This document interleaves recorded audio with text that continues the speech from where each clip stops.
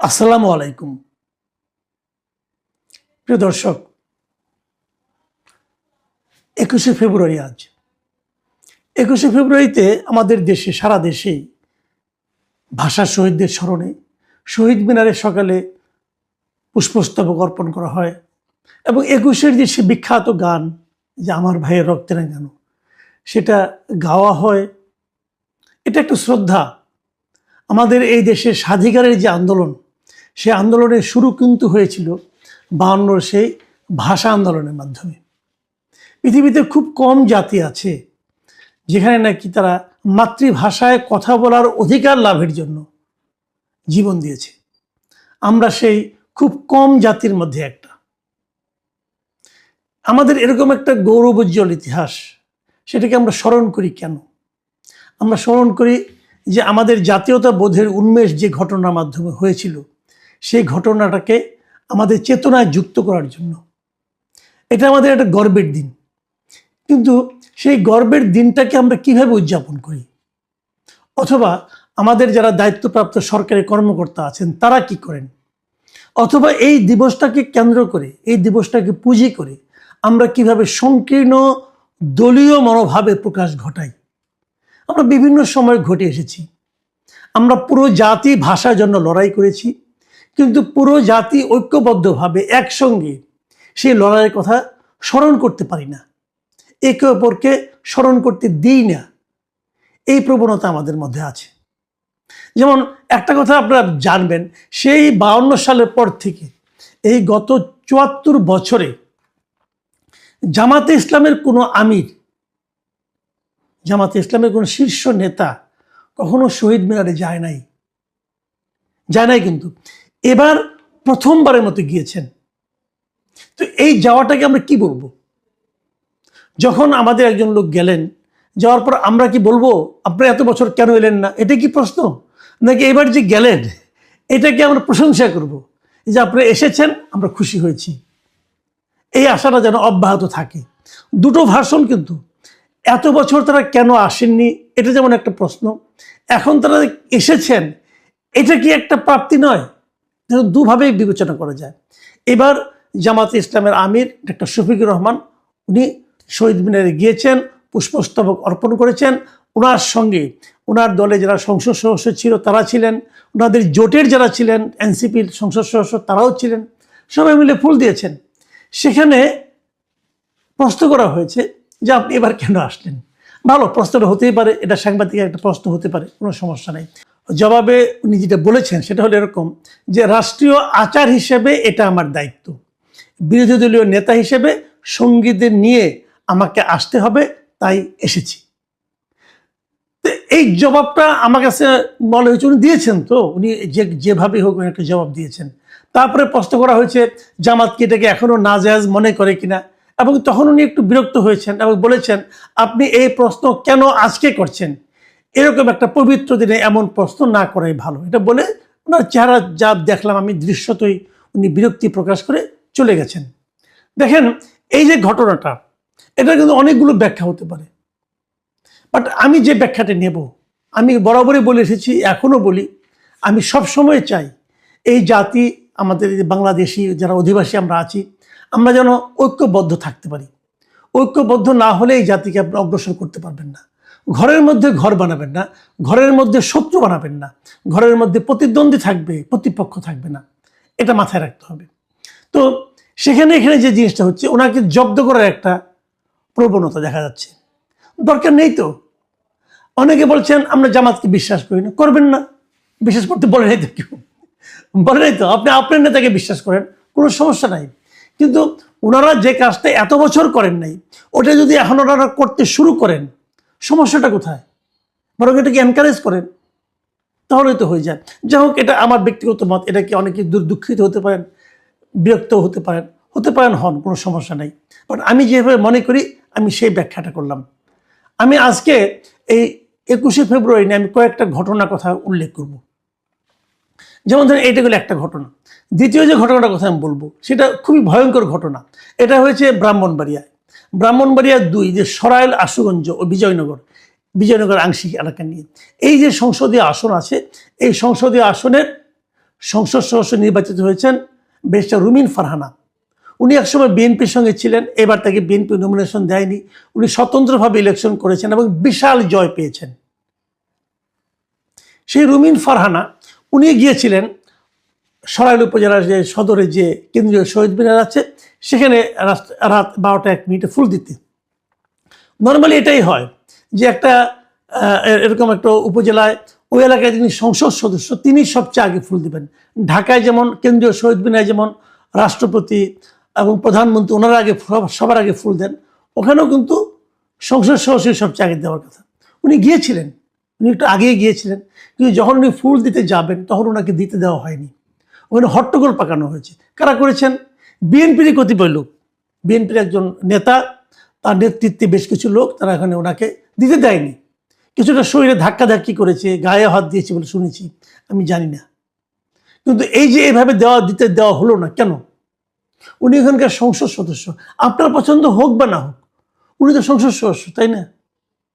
ওনার গায়ে আপনি হাত দিলেন কেন? অথবা ওনাকে আপনি দিতে দিলেন না কেন? অথবা ওনার তৈরি করে নিয়ে আসা পুষ্পস্তকে আপনি ছিঁড়ে ফেললেন কেন? বিএনপি ছেলেরাই করেছে। এটাকে বিএনপি কিভাবে ডিফেন্ড করবে? দেখুন, একটা কথা বলি, রুমিন ফারহানাকে কিন্তু কেবল সংসদ সদস্য ভাবলেই চলবে না। রুমিন ফারহানার বাড়ি ওখানে ব্রাহ্মণবাড়িয়া। ওনার পিতা হলো এমন একজন ব্যক্তি যিনি নাকি ভাষা আন্দোলনের সঙ্গে সরাসরি জড়িত। যে দু একজনের নাম আপনি উচ্চারণ করতে পারবেন, তার মধ্যে রুমিন ফারহানার পিতা একজন। রুমিন ফারহানার পিতা মিস্টার অলি আহাদ, উনি ভাষা আন্দোলনের সরাসরি সম্পৃক্ত ব্যক্তিদের একজন।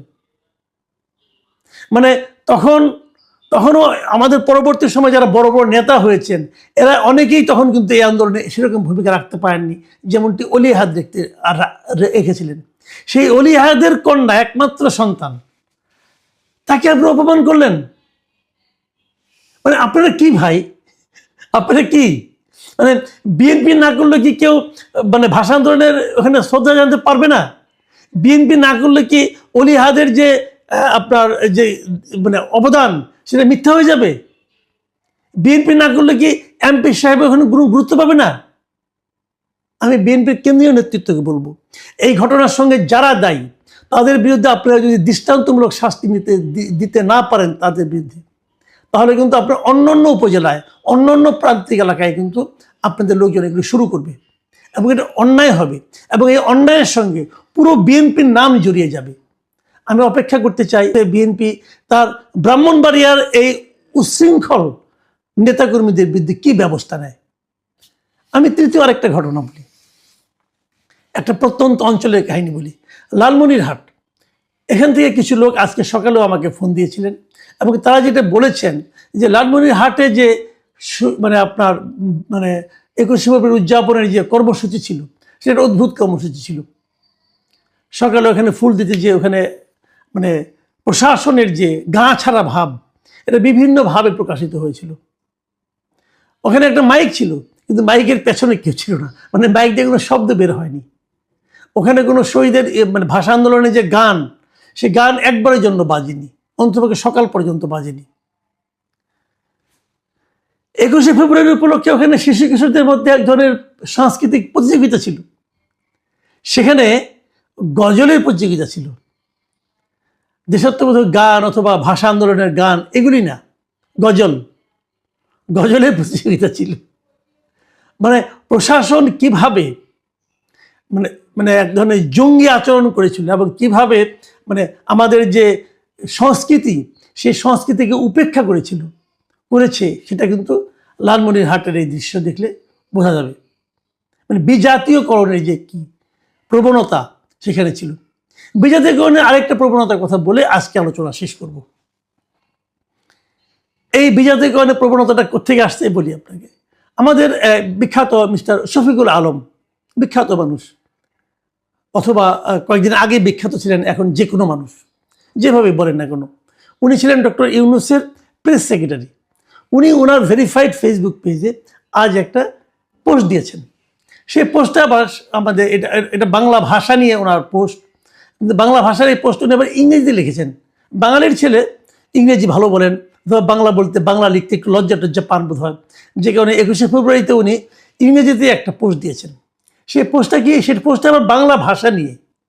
আচ্ছা, উনি লিখেছেন insaf is a beautiful Bangla word, মানে ইনসাফ একটা চমৎকার বাংলা শব্দ। ইনসাফ কোথায় পাইছে আল্লাহ জানে, ইনসাফ কি হয়ে বাংলা শব্দ হয় এটা উনি ছাড়া কেউ জানে না।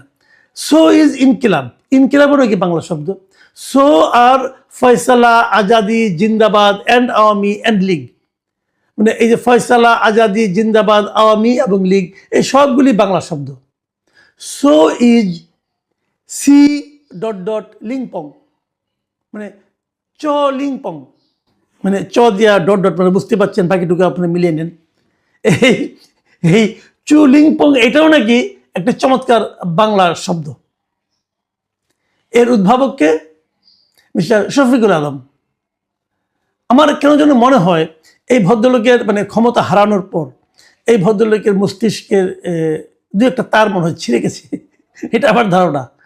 সরি, আমি একটু মানে হয়তো খারাপ শব্দ ব্যবহার করলাম, কিন্তু আমার হয় উনি ওনার মধ্যে এক ধরনের অপ্রকৃতিস্থ ব্যাপার স্যাপার আমি দেখতে পাচ্ছি। মানে উনি এই যেন এলোমেলো হয়ে যাচ্ছেন। ভাই, আপনি যে শব্দগুলি বললেন, অনেক বিদেশি শব্দই আমাদের এখানে বাংলা ভাষায় কিন্তু আত্মীকরণ হয়েছে, বাংলা ভাষায় প্রচলিত হয়ে গেছে। কিন্তু যতই হোক না কেন, আমরা যতই প্রচলিত হোক না কেন, এগুলো শব্দগুলো বাংলা শব্দ নয়। আমাদের বাংলা ভাষায় অনেক বিদেশি শব্দ আছে, কথাটা খেয়াল করুন। বাংলা ভাষায় বিদেশি শব্দ আছে, কিন্তু তার মানে ওই বিদেশি শব্দগুলো বাংলা শব্দ পরিণত হয়নি।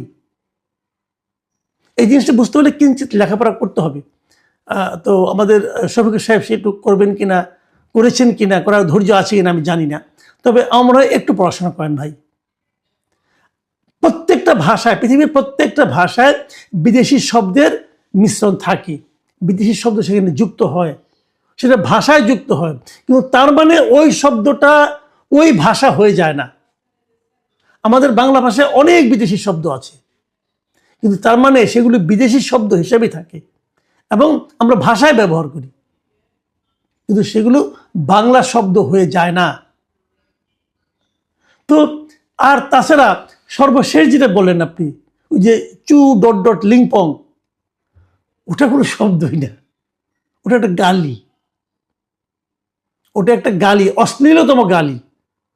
যে অশ্লীলতম গালিকে আপনারা আপনাদের শাসন আমলে আপনারা অহরহ যাত্রার সম্পর্কে ব্যবহার করতেন, কিন্তু ওটা নিয়ে ওটাকে বাংলা ভাষার শব্দ হিসেবে যুক্ত করার যে প্রচেষ্টা আপনি চালাচ্ছেন মিস্টার সাবেক প্রেস সেক্রেটারি, এটা আপনাকে সম্মানিত করবে না। লোকে এখন আপনার নামের আগে অলরেডি একটা শব্দ ব্যবহার করে, একটা বিশেষণ ব্যবহার করে, এখন নতুন একটা বিশেষণ কিন্তু লোকে পেয়ে যাবে। যা হোক, আমি মনে করি এই ধরনের প্রবণতা, এই ধরনের প্রচেষ্টা আগামীতে যত কম দেখব আমরা, তত আমরা নিজেদেরকে ভাগ্যবান মনে করব।